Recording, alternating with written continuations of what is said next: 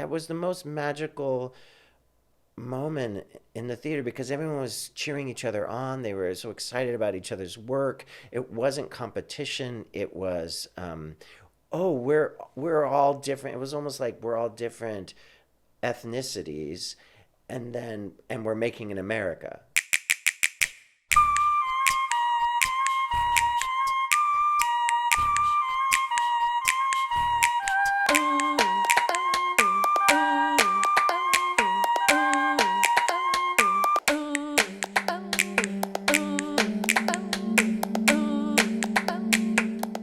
Welcome, friends. I'm Kristen Martin, and this is Torches. Today, we have my dear glorious one, Taylor Mack. Taylor is an award-winning theater artist and patron saint of hybridity. I'm so very excited to speak with Taylor today. Welcome. I'm a patron saint. That's what I read in your bio. I know, the radical, or the Sisters of Perpetual Indulgence, they sainted me. How long ago was that? It was just a couple of years ago. It was with Nigel Smith, Matt Ray, Machine Dazzle, and Faye Driscoll. We all got sainted. Yeah. That's a good company to keep. Yeah, it was wonderful. So now I don't have to say Mix or Mr. or Ms. or whatever. Like I don't have to choose. I can just say Saint. Saint Taylor Mack. Yeah. Beautiful. So Taylor, how did you come to be in downtown performance? Well, I mean, I think a combination of survival and nature, right? Definitely not nurture, but survival and maybe a little nurture too. You know, I came to New York to work in the commercial theater because I thought that was the only theater there was. Right. I didn't know the difference between the worlds. You know, we didn't have that where I grew up. And then when I got here, I discovered that there was another world to play in. But it was also that I couldn't get access to the commercial world. You know, I couldn't get auditions. And something I've said a lot is that, you know, they always tell you that it's going to be hard because you're going to have to compete and audition, and a lot of people want those jobs, but what they don't tell you is that you won't even be able to get the audition. Right. So, and for some people it's easier, the system works for them for some reason. It's always a different reason, but it works for them, and they get going right from the get-go. And for other people like me, I couldn't get any auditions for 7 years. So I can't not make, and I can't not do what I'm supposed to be doing.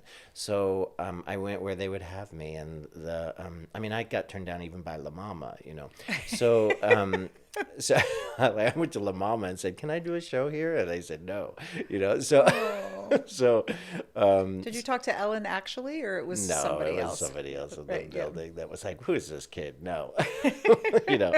So but that's very different from the Sam Shepard years when you could walk down the street and have a play that you wrote that day and walk up to Ellen Stewart on a stoop and say, "Hey, I got a play." And she says, "We're going to do it, baby." And they do it like then you start rehearsal the next day. It's very different when I came here in 93.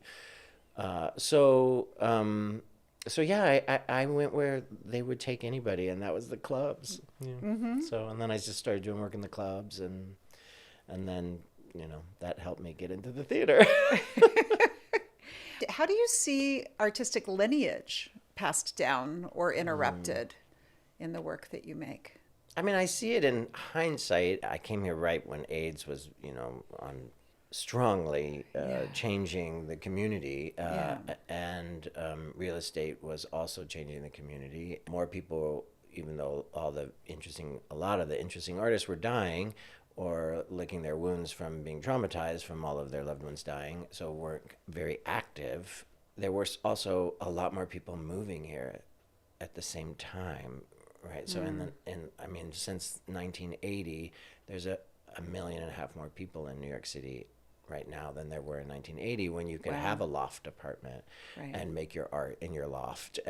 You know, so I got here at a time when there were more people but less interesting people, I would say. And so it took a while for me to find that lineage, and I think I found it after I'd been making work in a lot of ways, which isn't to say they didn't have a strong effect on me, but in a roundabout way, But primarily my lineage was the circle repertory people. I mean, that's where those are the first people who really took me under their wing, artistic people. So it was Michael Warren Powell, who was Lamford Wilson's lover, and had worked at Cafe Chino. So, I got this kind of roundabout downtown Cafe Chino thing happening through a lens of people like Lamford Wilson's lens, which was Broadway and institutional off-Broadway. Right. Right. Yes. But originally it started at Cafe Chino. So it was this kind of weird roundabout way. You've asked, how can we make wondering the center of dramatic action? How does that influence your art making? And do you want audiences to carry that out with them? I mean, that's maybe a fancy way of just saying ask questions and hope that the audience keeps asking the questions rather than looking for an answer or looking for the artist to provide the answer. That the practice isn't to come to decide. The practice is to come to keep wondering and to realize, I haven't been wondering about that. Oh, let me think about that now. So I think that's really dramatic. Yes. To do that. It's an action. I think of the theater as an action. And we play our action. I was first started off as an actor, so I was trained action.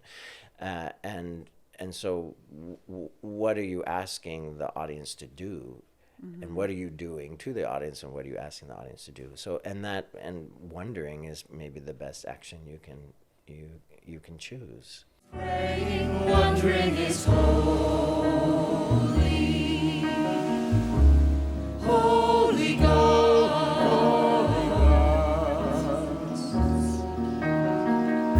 Only the unknown knows. That's what our writing shows. All our declaring, questions and sharing is a collective prose.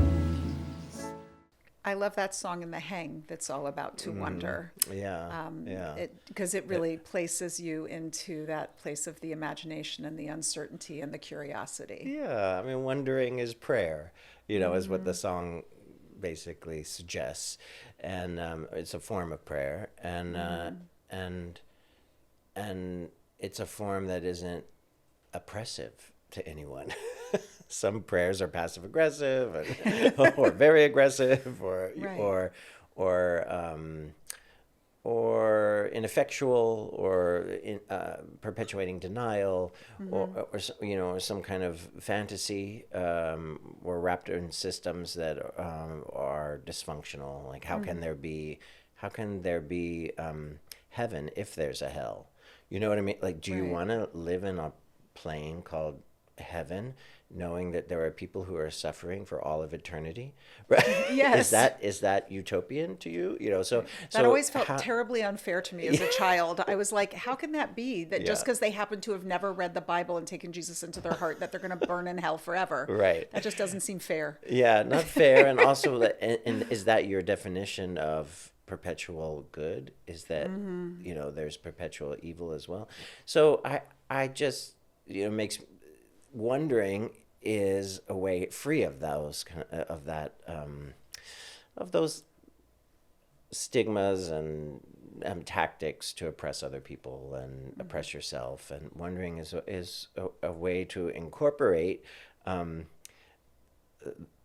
concept that doubt is faith. Faith is doubt.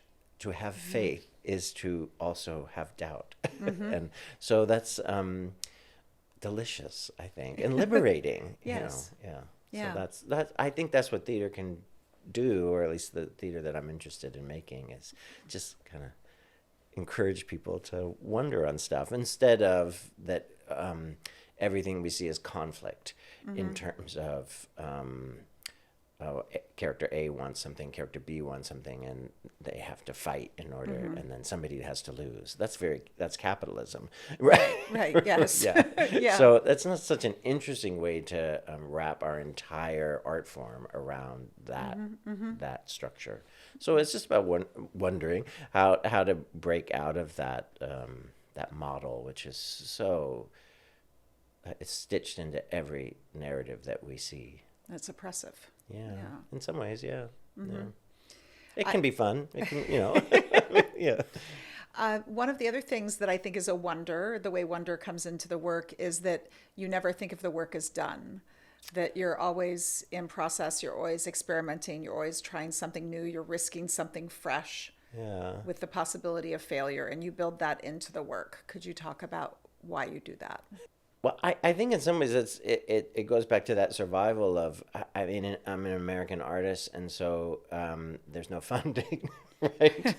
And so what that means is I've never been in a situation where I can rehearse for 3 years with paying everyone a respectful amount and develop the work as we all see fit, and without everyone having to have 12 other jobs, and then make it and get it ready for an audience, and then incorporate the audience and do proper preview period and all that stuff. I've never had that. Right. So and I don't think that's something that exists in America. I know it exists for people like Pina Bausch, William Forsythe, or somebody along those lines, Peter Brooks. But in America, you're always in a position where you don't have enough rehearsal time. And so why not just, I think it was my way of upending that conundrum. Yes. And just saying, I'm just going to make the performance rehearsals. Yes. So we will always, every performance is also a workshop. And then I do that cheeky thing where I say, I put something really good in the beginning of a show often. So, and then afterwards, I find some way to say, well, this is a workshop. I know people don't like to pay for workshops, but it's already been better than most things you've paid a lot more for. And then, like, so that it calms everybody down out of capitalism, so that we can just experience the evening together. So that's one reason. It's practical. Right. And then the other reason is because I'm never finished, so why should the work be finished? Right. Right. And even when I die, I presume my atoms will go into, I hope, into the earth and grow new things. So I don't, it doesn't seem like the natural state of things to be done. You've also talked about transforming calamity. What's that about? What is transforming calamity? Well, or incorporating it. Yeah. I guess it is a little bit like it has a catharsis in it. It is a little mini hero's journeys. So calamity enters the room. Everything from somebody slips and falls on stage, to somebody forgets a line, to a character does something awful, but actual real things that are human foibles, are imperfections, and the audience responds in a way that you weren't planning. All of those are gifts to do something with, because they set up an obstacle. Oh, the show wasn't supposed to go that way. And so if you can find your way around, incorporate that into the work, and then find your way out of it, it's like a mini hero's journey. Right. Right. And so, I mean, that immediately endears you to an audience, and it and it's the moment you feel almost the most alive. Often, right. In a show is when, and I think the audience feels that. Yeah, yes. Yeah, when the real spontaneous is happening, and also when your real humanity is exposed, not your rehearsed humanity, but your actual humanity of dealing with the world as it comes to you. You're making me think of in 24 Decade and the 24-hour version of it. when the stretcher comes for Matt Ray and he didn't know that was coming.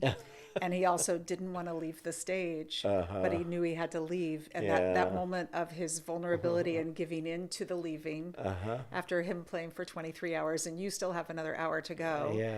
And just that vulnerability in that moment that we felt. Yeah, I mean, we didn't rehearse. How do you rehearse staying up and playing for an audience for 23 hours? And then saying goodbye. How do you rehearse? Can't rehearse that. Yeah, exactly. Right? So it has to be spontaneous, but that's what makes it delicious. Yeah. And how that changed the next hour of the show for you. And I wasn't expecting him to respond that way, you know. Right. And I didn't think I had energy to hold somebody up as they were crying into me. But then I did, and that was interesting, and powerful. Yeah.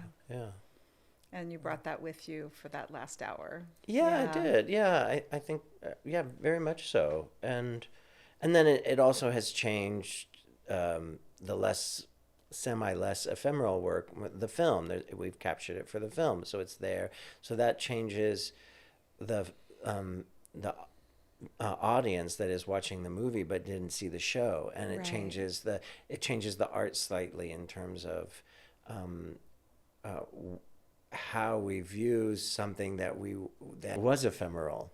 It raises stakes and lowers. It changes everything. The spontaneous. Early on in the show, in hour 2, water spilled from a costume machine made that had smoking stacks on it, and it had dry ice in it. So then the water from the dry ice spilled on the floor, and I was playing a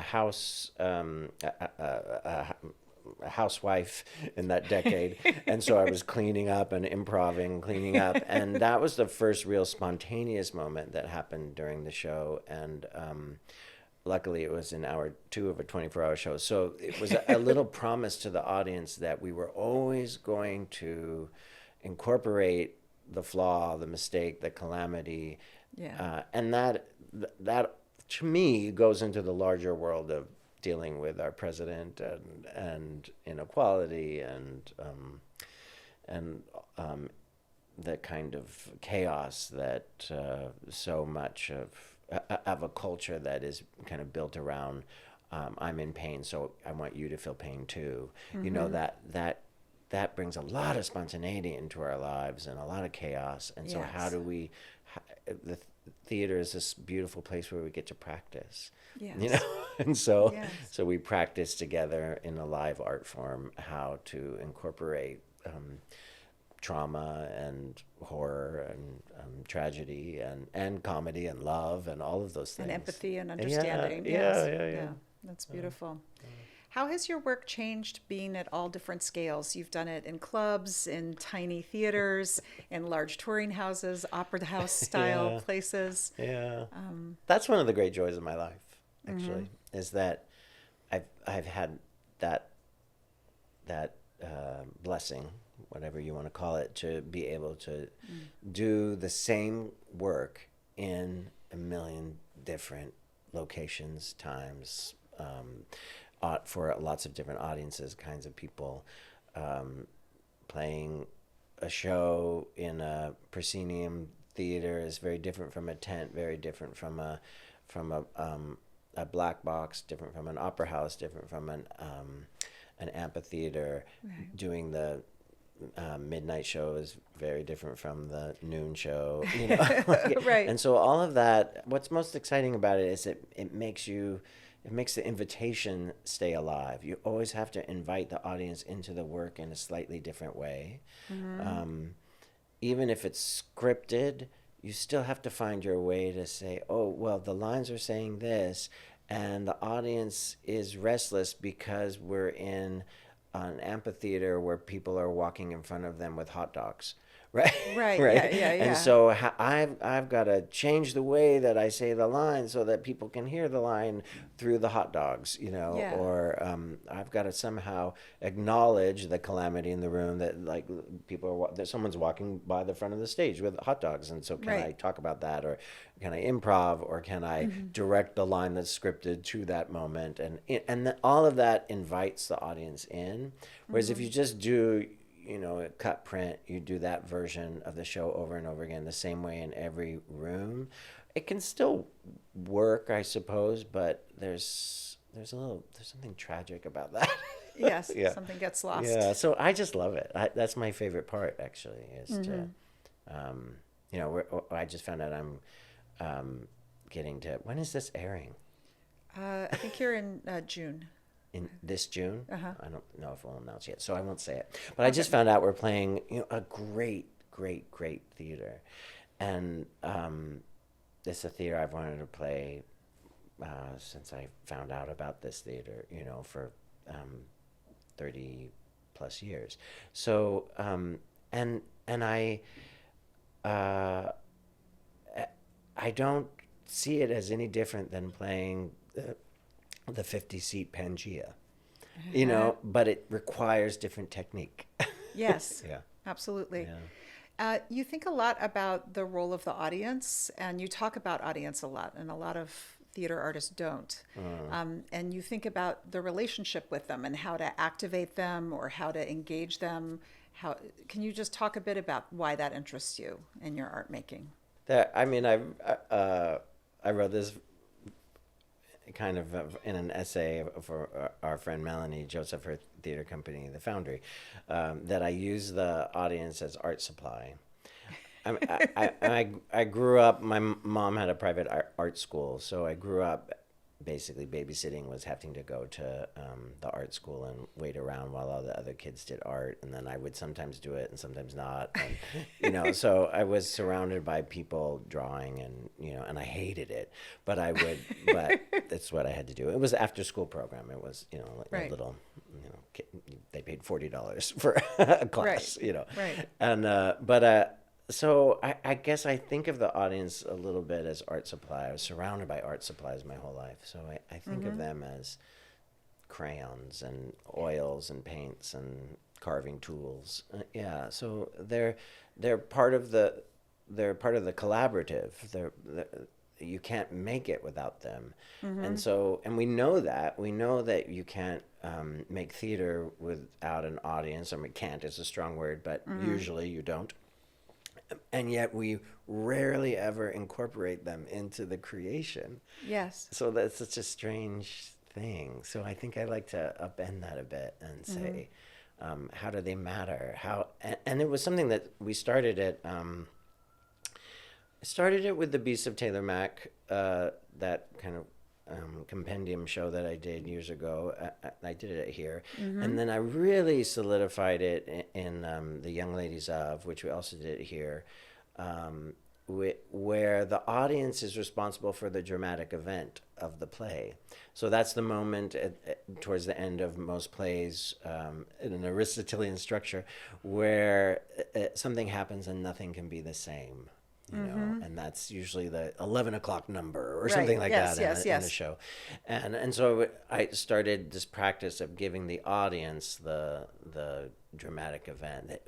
The show couldn't go on unless they did something, unless they were the ones that made the change, so that the central character could then take that and run with it. Yes. Yeah. That was a really beautiful moment, always. Yeah, and we did it in Lily, and after that we did it in Lily, and I did it many times in 20 for Decade. Not in The Hang and not in Bark of Millions, but in a few other things. Yeah, The Fray, my children's play. Yeah, and Lily's Revenge, definitely, the audience was cast in different roles in the piece. In the first act, it was more proscenium, the more vaudevillian act, and then the second act was like the flower garden, so they were like flowers spread all over the space, and there were the Kyogans that I got to direct that were all over the building in between each thing, and then there was the church, so there were all these different ways that the audience was engaged in experiencing the work and Yeah. changing their relationship to the performers. Yeah. They started in proscenium, and then 4 hours later, for the final hour of the show, they were sitting where the players were when they first started. So it was reversed. Right. And the performers were performing basically in the seating area, and they were all on stage. So it was this kind of a real switcheroo. Yes. But after putting them through many different configurations, and they would go out on the intermissions and then come back and think they were in a different theater. Yes. Because we'd transformed the space so much. Yeah, that was so it fun. really, and that did something to them. It made them feel. I remember this Basil Twist show that I saw. I think it was called Beyond the Lid. Yeah, it was about Lee Nagrin. Yeah. It was a beautiful piece in the basement where Lee Nagrin's studio used to be. Yeah, the Silver Whale Gallery. Yeah. And Basil transformed that space so much, and it was only something like 40 people could see it at a time, and we were sitting on this riser, and at one point it starts to move, and so people are pushing the riser, and then the world is transforming in front of you. And at a certain point in the play, I was looking at this tree on the stage, and thinking, wow, God, Basil made that tree for this space. And then I realized I was actually outside and I didn't know it. And it was a real tree. I mean, that kind of magic is, Yes. I'm not sure why it's so thrilling. It's transformation and discovery and thinking that you know what you know and then realizing you don't. And that the smallest little space could have the most theatricality that you've ever seen is also quite thrilling to me somehow. Yeah. That's beautiful. Thank you. Sure. You're helping my day. Could you share a moment of pure joy in your work? I mean, the pure joy is almost always when something spontaneous happens. Almost always. Sometimes it's pure terror, but it almost always happens when it happens and somehow you magically pull it off. Like you magically figure out how to make it lead the whole room into the content as opposed to distract that they're distracted from the content. That's a great moment of pure joy. And I read this question before, so I prepared. And my prepared answer is that one of my favorite moments in the theater was at the Lily's Revenge, first time that we had a run through with everybody. So the play is broken up into 5 acts, and the first act is a musical, second act is in verse, the third act is dance theater, the fourth act is a film, and the final act was everything all together. And then there were these Kyogen performances during the intermissions. We'd done a read-through of the play the first day of rehearsal, and then people that were in Act 1 but weren't in Act 2 never saw each other again. And they had there were 6 directors, one for each act and one for the Kyogans. So they were rehearsing in different spaces and with different company members. There was some crossover, but not a lot. And so people hadn't seen what people were making for months. We were working on this, and because we would rehearse one show for a couple of weeks, another show for a couple of weeks, another act for a couple of weeks, right? Because you were in all the acts. I was in it all, but most people hadn't seen what the other pieces were, and actors and downtown actors, they read their lines. They don't read the whole play. So even when we read the whole play the first day, people were like, what is this? They didn't know. What am I in? What have I agreed to? And then that day, you saw everyone's heart lift, that they understood what they'd been making suddenly in a way that they didn't. It was that discovery, oh, this is what I'm doing. This is what this means. This is what I'm in. And realizing that there was so much more profundity than what they maybe had assumed. And then I saw the whole, there was 36 people. I saw all 36 people just go, oh, and commit in a way that most of them hadn't actually been committing before that moment, in their parts, but not in the whole. Yes. And so to me, that was the most magical moment in the theater because everyone was cheering each other on. They were so excited about each other's work. It wasn't competition. It was, oh, we're all different. It was almost like we're all different ethnicities, and we're making an America. Yeah. You know, Yeah. we're different demographics in our little acts, and Right. then when we put it all together, we make this America. And instead of being like, "No, I'm gonna get mine," instead it was like, "Yeah, look at you, look what you're doing. Oh, and what you do informs me." And Yes. so that it was just wonderful. Yeah. Yeah. Talking about things we love, and some of you want to stick your fingers down your throats.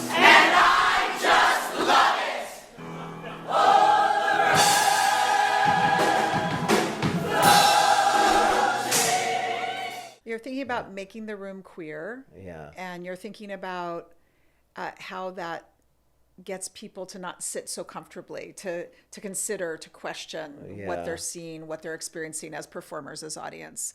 Is that related to your lived experience, and how does it shape your aesthetic? Yeah. I guess I think of it as stretching towards people. That one of the great joys of being an actor or being a playwright, being a theater artist, is to wonder about other people and see if you can stretch towards them. It's not, sometimes it's just about whatever's deep down in the, behind the bones, and bringing it out onto a stage. But a lot of the time it's about taking the time to actually wonder about other people. And so, and that's great to get to do that. And the audiences, I don't think, get to do that much.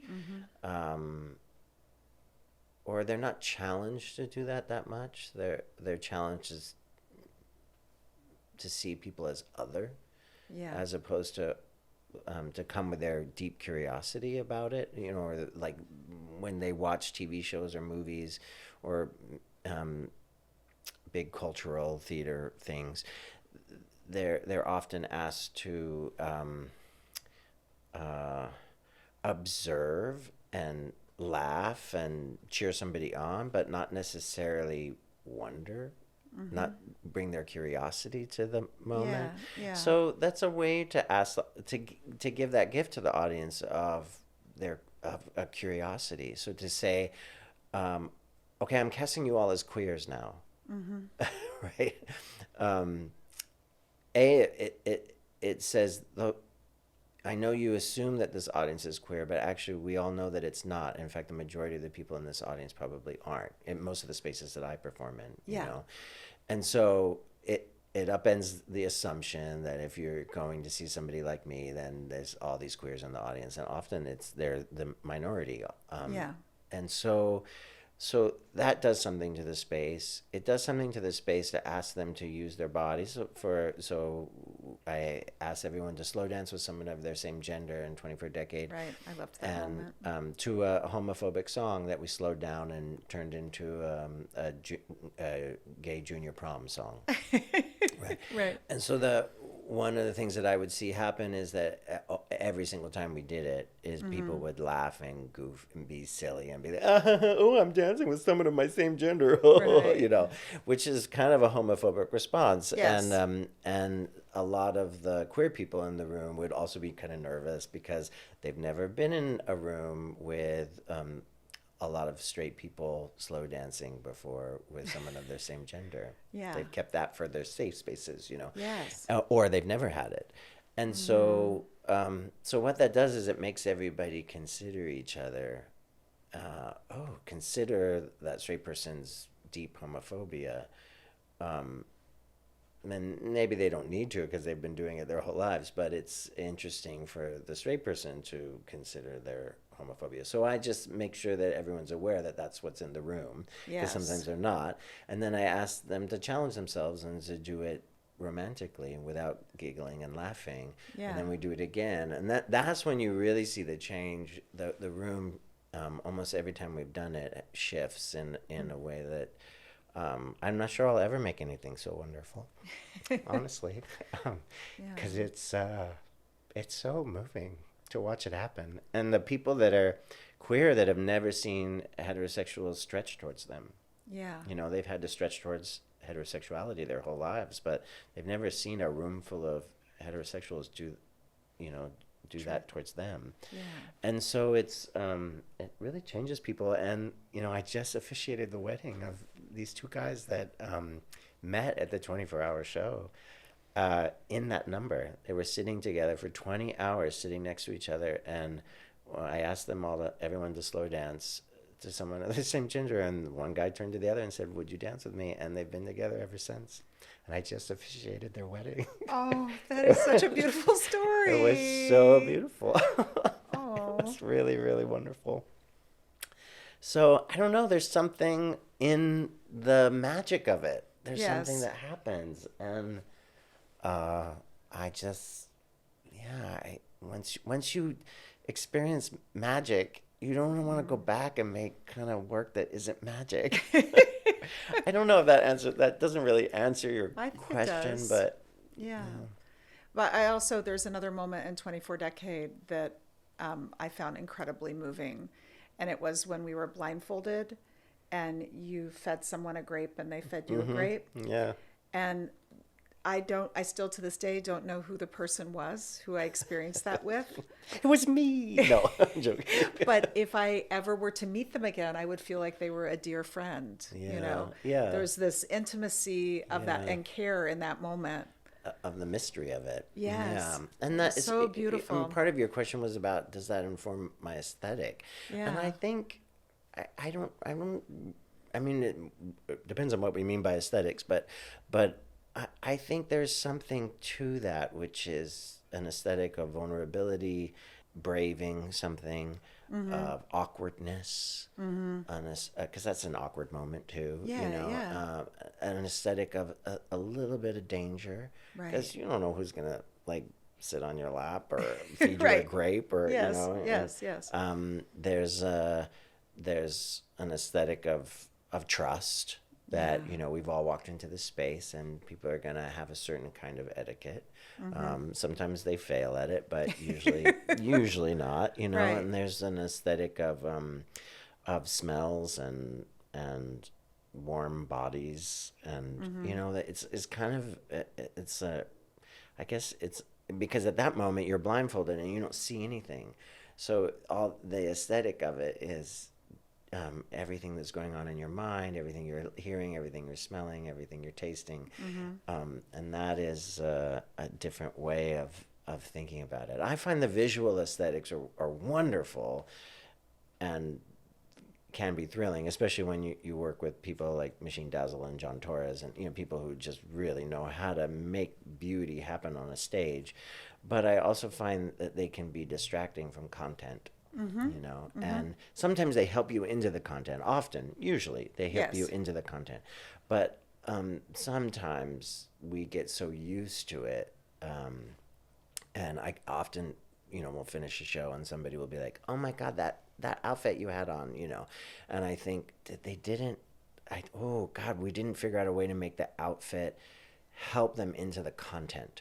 Yes, you know, because the outfit shut them down from having to wonder. Yes. Instead, they just got to, yay, you know, which is okay. Sometimes that's exactly what we wanted, you know, but other times we want them to dig in, and so visuals sometimes take that away from the call to dig, you know, takes it away from people. You were just talking about important collaborators in your creation. What makes collaboration truly generative for you on a project, and how does there are some folks that you've worked with over time, how does repeated collaborations build different work, maybe? Yeah, I mean, I'm still learning that, you know. It has been a long time with Machine and Matt. And Machine and I have been working together for 22 years now. And Lily was the first one, or was it before Lily? Before, in 2004, I asked Machine to do a fashion show, and this piece I did at PS 122. It was just in response to the RNC being in New York City, and it was called Live Patriot Acts, Patriots Gone Wild. Right? And so Machine did that. That was the first time that we'd worked together, although we'd been in the performance scene together for many years, a few years before that.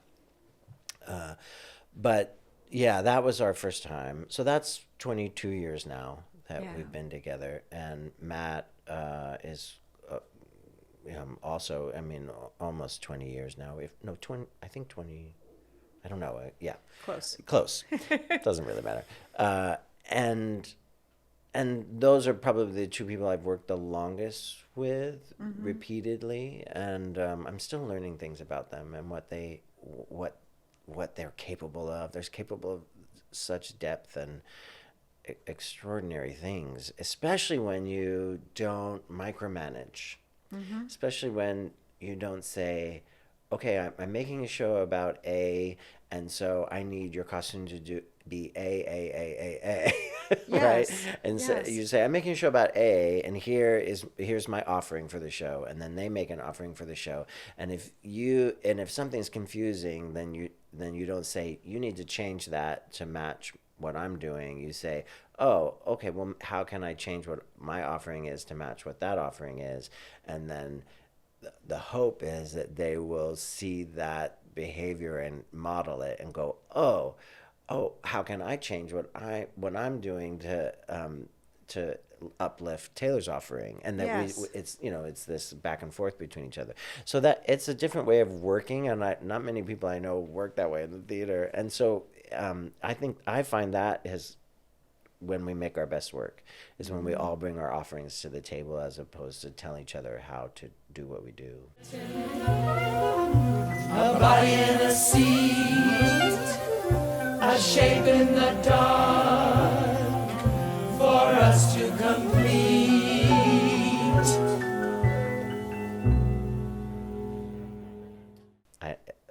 That's delicious, but I'm still learning how to do that, and I will, I think, for the rest of my life. It is both easy after so many years, to just trust, and then at the same time, it always has each show has its own challenges, and so I don't know, but and new people, I think it's important to always mix it up a little bit, work with new people and find new ways of thinking about your practice, and especially if the content is dictating the form, the content often should dictate the collaborative as well. Yeah. Absolutely. I'm going to shift us. Should. Well, what an ugly word. Yes. But yeah. Might. Yeah. I'm going to shift us to institutions. How have institutions supported or not supported your work? Well, I think, institutions like the Here Arts Center supported my work in immense ways. I think primarily by trusting, by saying, oh, you're an artist. By recognizing, saying, oh, you're an artist. Okay, make, and we will do what you make. And we won't do it alone. You will do it with us, and here are the tools that you may need in order to do it with us, right? So I never wrote a grant before I started working at the Here Arts Center, but we had a breakout session where all the artists sat around, and I remember Lisa D'Amore was the queen of getting grants at that moment, and so Lisa D'Amore showed us how she wrote her grant that she just got, and I went to school on it, because I knew I had to raise so much money if I wanted to do this type of thing. So that changed my life in terms of institutional help more than anything, because it was like teach a man to fish, Yeah, right. And I think that was really helpful. And trust, just saying you're an artist, here's a slot, make, that's big, because that just doesn't really happen in most institutions. And how they haven't supported I guess it's the opposite of that, is not trusting, like Right. asking me to prove myself again and again and again and again and still doubting. Having doubt, deciding that my work is something that their board will be afraid of, and so no. Rather than even just saying, rather than coming to me and saying, how can you help me convince my board that this is the right thing, because I have anxiety that my board is going to freak out over this. Right. But how can we work together to invite them into this experience so Yes. that we all have less anxiety and we feel like a collaborative. And I think that's another way. And not all artists want to work that way, but that's definitely I'm suited for that type of trust and that type of work. And are you seeing a chilling since Trump's been in office this time around? I have to say, I'm naively surprised. Yeah, Yes. I am. I am not. I thought that everyone would fight like Minneapolis, and instead, everyone seems so afraid. And I feel like it's back in 2004. In 2003, 2002, I was doing all this political work downtown, and I was the only one in the downtown New York scene that I saw in all the clubs that I was performing in, who's doing political work. And I couldn't believe it. They were all saying stuff like, we're here to give people a respite, to make them forget about life and, and just enjoy themselves. That's our purpose. And then the war happened, and then it was still like that for a while. And then finally the political work started to happen downtown again. And I feel like that hasn't been the problem of downtown for 20 years. And suddenly it's the problem again. Right. It's shocking to me. Me too. And it's ugly. And ugh. I'm really not interested in it. I'm not interested in the people that are running the institutions right now. I'm sorry. That's so awful, but I'm mad at them. I'm mad at them for being worried about the bottom line. Yes. Like, fucking bottom line? Like, just give me a fucking date. Give me a fucking date and we'll do the show, and tell me how much money I have. If I have $100, I'll do the show. If I have, 10,000, I'll do the show. Like, tell me what I got and I'll do it. What is this? It always feels like it's like money is always the excuse, but never the reason, And I just feel like people are afraid in this time of rising fascism, not just rising, actual fascism. It's a more important time for us to be present and bold and brave and shouting at the top of our lungs. Yeah, I really don't understand it. It's demoralizing. But whatever, we're going to do it anyway. We always have. Right. Mark Bamoudi Joseph recently said, how do we create the conditions for artists to guide us forward to the other side of fear? Do you have thoughts about that? I mean, that's so lazy. I mean, I'm sure I think, yes, please. But also that puts all the onus on the artist. like, how do we make the conditions for the board to take us to the other side of fear? How do we make the positions for the artistic director to do that? How do we do it for the marketing person to do that? How do we do it for the press person to do that? How do we do it for the critics to do that? How do we do it for everyone to do? That's the larger question. How do we do it for the person who has 3 jobs and can't pay their rent? How do we do it? How do we do it for the CEO of the company that has no empathy for anyone, or thinks that only money is what makes you virtuous? Like, how do we do that for all of those people is the question. And I don't think it should be in the laps of the artists. It should be a shared burden for everyone to carry. Yeah. But I mean, but artists can participate in that. Right. I think his intention is that he doesn't feel that artists are being given the space to lead, and he's saying let artists lead us because they have better ansers than other people do. I think that's where the framing of his question is coming from. And we're creative, and it never ceases to amaze me how many people on this planet have no practice of creativity.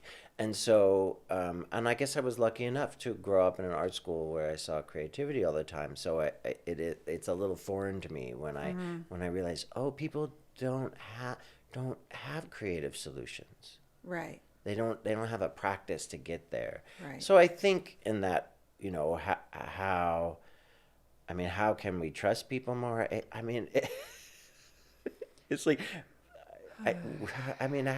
there needs to be a practice of acknowledging that we don't know. There's so much about the cultural practice of our times right now is about knowing, and that feels like it's wrapped into capitalism, because in order to succeed, you have to pitch, you have to sell, you have to know that your product is going to succeed. Even if you don't know that, you have to be a salesman. And so we're always acting like we know all the time, instead of a practice of none of us know. We just don't. We just don't. And it's uncomfortable, but I don't see any other. I don't know. Do you see another way? I think that the whole structure of nonprofit theater is a relatively new structure. Cafe Chino was not structured the way nonprofits are structured now. This is only the second generation. This is not the way that everything has to operate.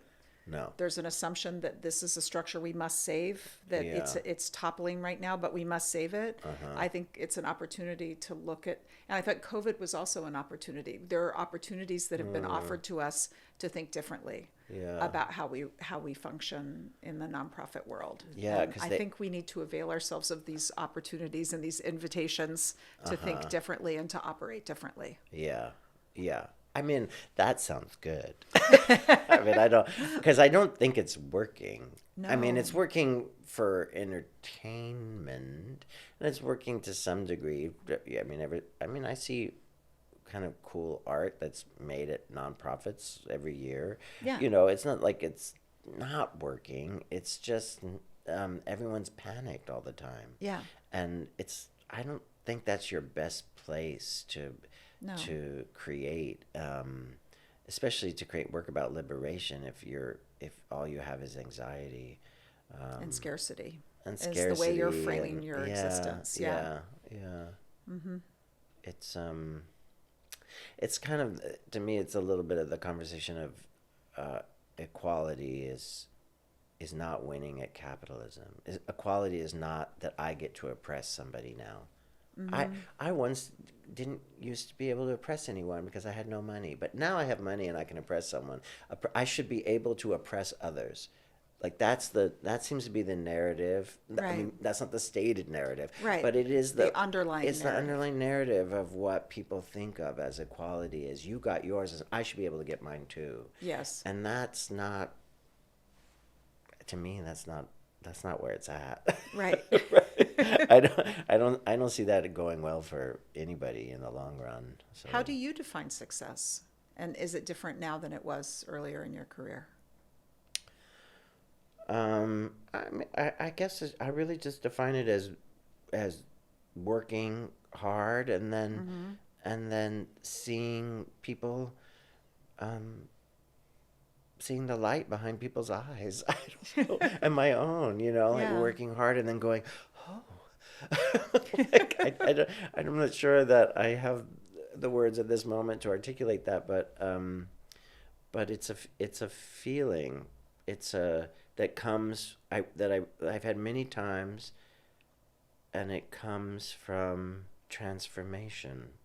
I think there's something about transformation. There's something about hibernating and then blooming again, and then hibernating and then blooming again. That is, I guess, cyclical. I think of success like kind of like Mother Nature, like what a success spring is. Or I just read that bees huddle in order to survive the winter. Honeybees will create these tight little balls, and with the queen in the center, and they vibrate, And that's how they stay alive and warm. And that's how they stay alive and warm. And then and they eat their honey, also all winter long, and then it's a miracle, right? That's success. Yes. Right. And so there's something, I think it's more about the earth, that we're not necessarily tuned into.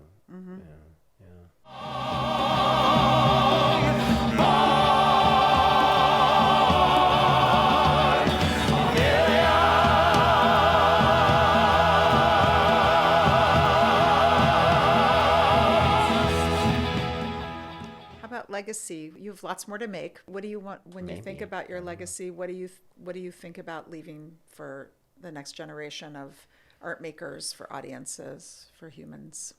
I feel kind of like being cynical and saying, Okay. I mean, I don't know. It's interesting that you say that, because I've been kind of working on an archive of late, or a plan for an archive, and the thing I'm most interested in is to see the work get into the world while I'm here. Maybe that's selfish of me. I don't know, but I hope that people can find it when I'm gone.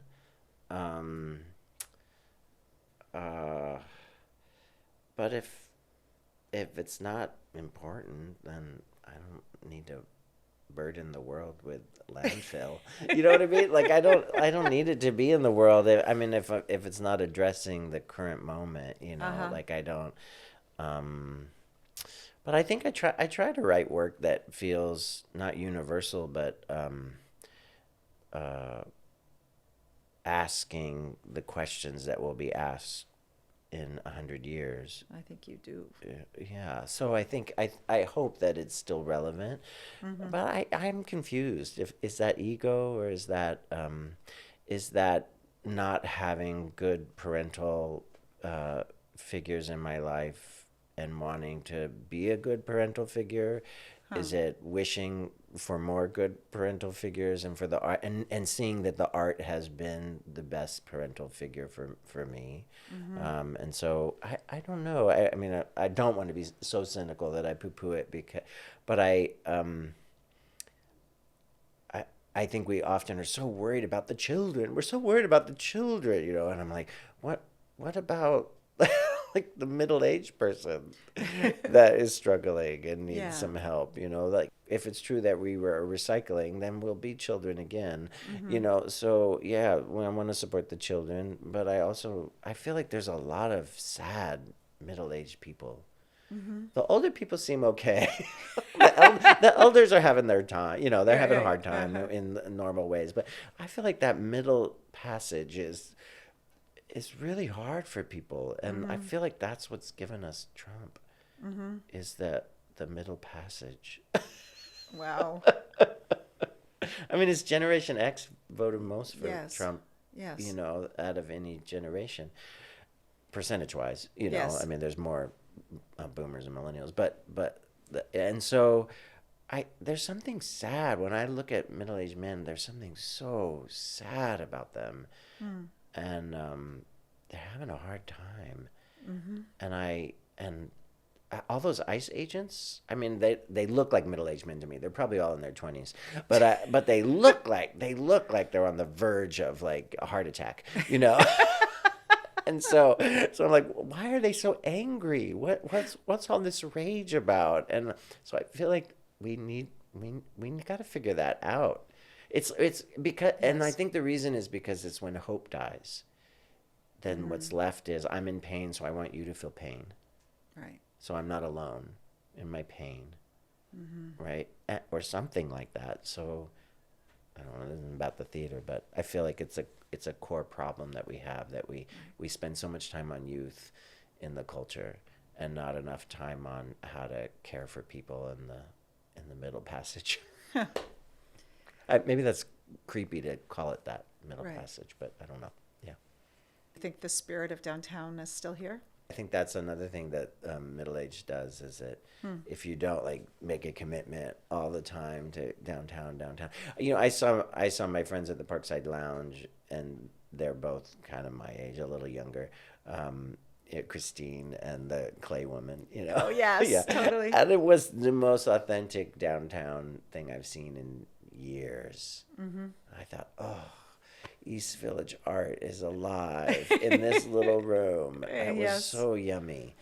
And so it's still alive in little pockets for sure. Yeah. Great. Is there anything we didn't talk about that you want to touch on? I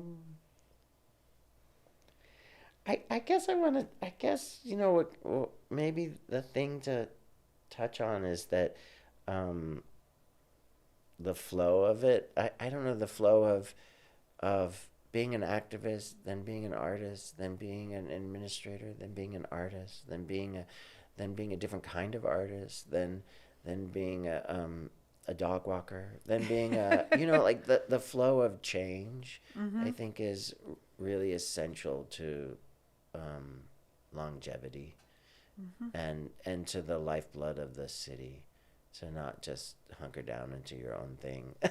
Yeah. Yeah. Change. Yeah. Don't write the same play twice. Yeah. Yeah. Thank you so much, Taylor. Thank you. And thanks to you for joining us, and to HowlRound for hosting. And we hope you'll come back to more of Torches.